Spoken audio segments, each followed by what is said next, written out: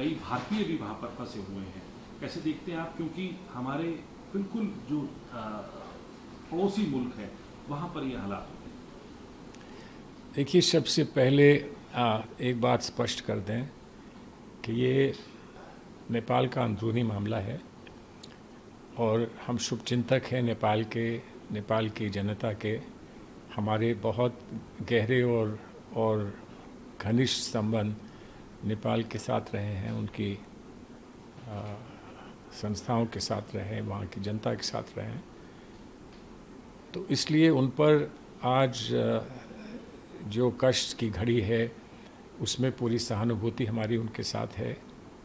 हम नेपाल की डेमोक्रेसी के साथ, नेपाल के लोकतंत्र के साथ हमेशा मजबूती के साथ खड़े रहे हैं। बहुत सारे बदलाव आए, वहाँ फेरबदल हुए, लेकिन हम हमेशा नेपाल की डेमोक्रेसी के साथ खड़े रहे और हम खड़े रहेंगे। लेकिन आज तो सिर्फ इतना ही संभव है कि हम शांति की एक प्रार्थना करें कि जल्द से जल्द शांति वहाँ स्थापित हो और जो भी फैसला नेपाल की जनता का है वो फैसला लेकर वो आगे बढ़ें। भारत इतना ही कर सकता है आज।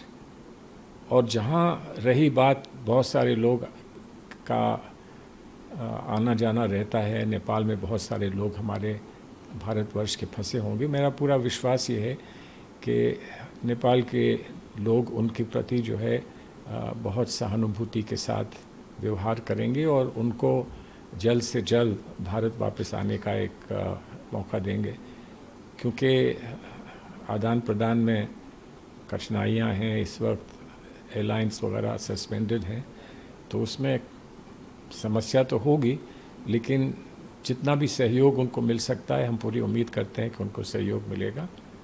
और बस इतना ही है कि हम ये चाहेंगे कि जल्द से जल्द वहाँ पर शांति स्थापित हो और जो उनका अपना निर्णय है वो अच्छा निर्णय, दूरगामी निर्णय लेकर नेपाल को फिर शांति के पाथ पे वो लाएं और शांति के साथ वो अग्रसर होकर प्रोग्रेस कराएं। नेपाल की हमारा मित्र है, हमारा पड़ोसी है, हमारे संबंध हैं, बहुत करीब के संबंध हैं।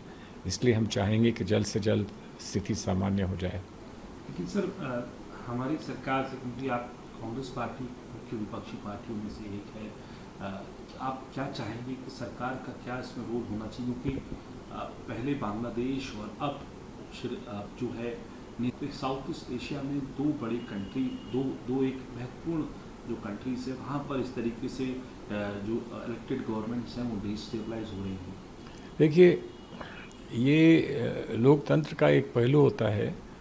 लोकतंत्र का पहलू ये होता है कि कभी कभी लोगों को ऐसा प्रतीत होता है कि हमको वो नहीं मिला जिसकी हमको अपेक्षा थी या हमने जिसका प्रयास किया था। तो उसका कहीं ना कहीं से कोई एक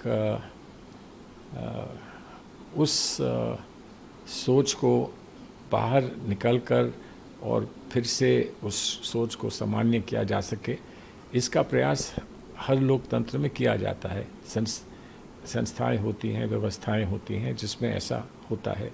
कभी कुछ मामले कोर्ट जाते हैं, कोर्ट के कारण वो सुलझ जाता है। कभी जो NGOs हैं, जो जो सिविल सोसाइटी है, वो आपस में वार्ता करके, आपस में संवाद करके उसको सॉल्व करती है।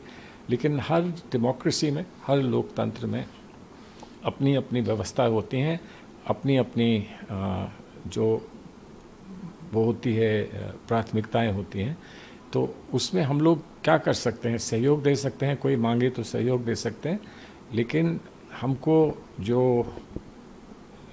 विशेष ध्यान रखना है वो इस बात का रखना है कि जो भी डेमोक्रेटिकली वहाँ हो उसको हम सपोर्ट कर सकें, उसके लिए हम अपनी भावना प्रकट कर सकें। लेकिन उनका अपना स्वयं अधिकार है डेमोक्रेटिकली अपने फैसले लेने का। हम उम्मीद करते हैं कि ऐसा ही होगा।